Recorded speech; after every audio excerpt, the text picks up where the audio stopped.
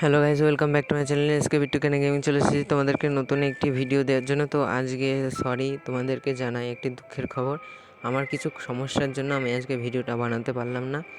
তো কালকে তোমাদের একটি আকর্ষণীয় ভিডিও তোমাদেরকে এনে দেবো। তো আজকে ক্ষমা করে দিও, কারণ আজকে আমার একটু সমস্যার জন্য আমি ভিডিওটা আনতে পারছি না। তো এটাই জানাতে এসেছিলাম।